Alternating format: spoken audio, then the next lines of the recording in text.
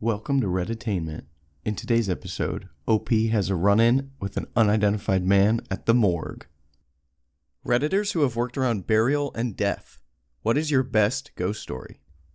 Our next Reddit story is by Confident Guard 6798. My grandfather died a while back.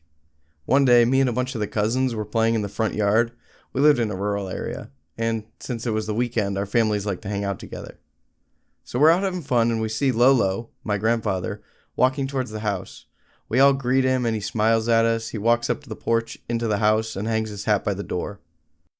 We continue playing until we hear crying from the inside of the house, and my uncle driving fast up the driveway. We all rush in to see what's going on, and see everybody bunched up in the kitchen, crying, telling us that Lolo died earlier this morning, and that they just found out. He lives a few towns away. We looked at each other and told the grown-ups, "Nah, we just saw him come in the house." But they didn't believe us. We told them that he really did, not that long ago. He even hung up his hat by the door. So everybody rushed to the door and his hat was hanging right where we said it was. He doesn't ever go anywhere without his hat. So me and my cousins are running all over the house calling for him while our parents are so quiet and freaking out. He actually did die earlier that morning, and my grandmother couldn't find his hat anywhere in the house. We left the hat where it was, and nobody ever touched it. OP, I just want to say thanks for sharing. I lost my grandfather recently, and reading this story, especially the beginning, about how all you cousins were playing around and saw him walking into his house, it just kind of reminded me of some of the memories that I had when I was younger, playing with our cousins at his place and being able to hang out with him as well. Interestingly enough, he also usually left the house with a very distinct hat on that was very much him. I'm not sure where that hat is right now, but I'm sure my grandmother has it. Our next Reddit story is by Spartan Moo. I have a million that are more grotesque and gory than this one, but this one stands out to me.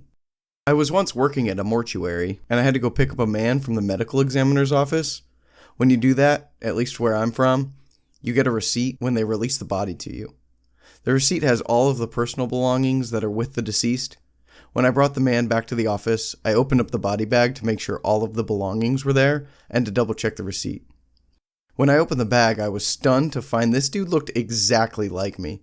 He was my age, had similar tattoos in similar spots, had the same long hair that I do, even had the same style jewelry I was wearing. It caught me so off guard, I stood there in an existential crisis until the embalmer came in and was like, "Hey OP, how's it going? Ah, holy shit, this guy looks just like you." It's the only case I've had nightmares about. I'll be the one in the body bag with the deceased man opening me up. Wow, yeah, I don't know what I would do in that situation. Probably exactly what you did, just kind of freeze until somebody else snaps me out of it. I couldn't even imagine looking at somebody that looks just like you, but knowing they're gone. That's terrifying. Like, come to think of it, a lot of people tell me that I look familiar or something, and I know that I've never met them. So it's kind of just a matter of time until somebody recognizes me, but tells me that I look like somebody that they used to know, but is no longer here. That's really weird. That's really weird to think about. I don't like it. Our next Reddit story is by Chemistry Least. As far as scary goes, this one's on the lighter side. I used to be a driver for a funeral home corporation. Like, drive the hearse and pick up the bodies. Never had anything creepy happen, a few funny things, a few traumatic things. In general, it was a chill job. However, I did get incredibly uncomfortable one night picking up a man who had died at home. He still had the defibrillator leads in his chest and his eyes were closed, which was unusual because the eyes were always open. He just looked like he had been asleep or unconscious, not rigid or pale or anything. I just had this sinking feeling for about half an hour in traffic that he was just going to suddenly gasp and wake up in the body bag. Then it hit me. That would be the coolest thing ever. I'd take him home, he'd be back with his family. So I just kind of drove slowly, turned up some music and sang along and talked to him. When I got him to the funeral home, I left him out of the cooler for about an hour while I did some paperwork and played on my phone. When I got another call, I checked on him and his limbs had started to stiffen. I was kind of bummed. I put him in the cooler and went on my next call. First of all, what an interesting job. Like, obviously somebody has to do it, but I couldn't imagine having to do that, transporting dead bodies. That just kind of freaks me out. I know some people obviously have to do it. Some people enjoy doing that kind of stuff, but that's not for me. Just reading the story, I can tell that you have the perfect personality for it, though. You sat there and talked to this body, presuming that maybe they were still alive, maybe you knew that they weren't, but just kind of hoped that they were, for their sake, obviously. But I don't know. When I pass, I definitely want to make sure that the person transporting me also makes sure that I'm really dead. That's everybody's worst nightmare, is buried alive, or even worse, cremated alive. I'm sure there's a bunch of tests and stuff that they run before that would even happen, but I don't know. You were the first line of defense for this person, and I'm sure even in their passing they appreciated that. Our next Reddit story is from Oliver Closeoff. I have several stories from when I worked as a mortuary transport tech. The job was basically transporting the deceased from where they were to where they needed to go. Turns out dead people can have a lot of appointments. One time, though, I had an experience I've never forgotten. I was dropping someone off at the science donation place. This is where you donate your body to science and they take it from there.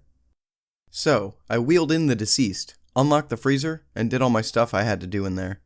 I placed him on the board, got the lift out, and placed him on the shelf. The interesting thing about the freezer was that most everything, once it's processed, is wrapped in this blue tape type thing. You could definitely tell what was inside. Legs, hands, feet, etc. Kind of interesting to me at the time. Anyway, I shut the freezer and locked it back up. I started wheeling the gurney back over to the garage door. The science drop-off and the processing area was a big L shape, with the freezer off to the larger long portion, and then you turn the corner and there's desks and filing cabinets and whatnot. I about had a heart attack as I turned the corner, and there's just this guy standing there examining files in the filing cabinet. Looked just like you or me, dressed modernly but out of place for what people normally wear back there. I stopped and said that he had to forgive me, but he almost gave me a heart attack. It didn't look like he heard me at all, or even knew I was there. I should mention this was also about 1 a.m., and I've never seen anyone in the place this late. So I said, well, sorry if I startled you or anything, and went on about finishing up my stuff. Got the gurney back in the van, closed and locked the large garage door from the inside. All the while, this guy's just standing there, staring at an open file in front of him, not paying any attention to me. I had to use the bathroom, so I told him that's where I'd be going, and I'd be right back. Again, no response. I thought maybe he's deaf and he couldn't hear me, so I went to the bathroom and came back to the garage, and the guy's gone, but the filing cabinet's still open. I didn't know where he went. I hadn't heard anyone walk down the hallway past the bathroom. I checked and made sure everything I was responsible for was still locked, and it was. So I just announced that I was going to be leaving and locking up to set the alarm. No response. And that's what I did, and left. I'm not sure who he was, or is, or what happened, but it was definitely an odd experience, and one that I still remember perfectly. I'm one of those guys who absolutely believes in ghosts. I mean, I have a million of my own stories from the house that I grew up in as a kid. Maybe I'll cover those in another video. Leave a comment down below if you want to hear some of my personal ghost stories. But in my opinion, this definitely sounds like a ghost is what you saw. You didn't hear anybody come in. You didn't hear anybody walk past. They were, for some reason, completely ignoring you when you were trying to talk to them. I mean, if they were also an actual person, don't you think they would have freaked out because they heard another person at 1 o'clock in the morning in kind of a spooky area? Like you said, they could have been deaf and just not heard you, but I don't know. I'm just getting some creepy ghost vibes from this writing. That was Redditainment. If you like this content, I'd appreciate you guys liking and subscribing. If you have any recommendations on categories or stories you want to hear, leave them in the comments and I'll try to cover as many as I can.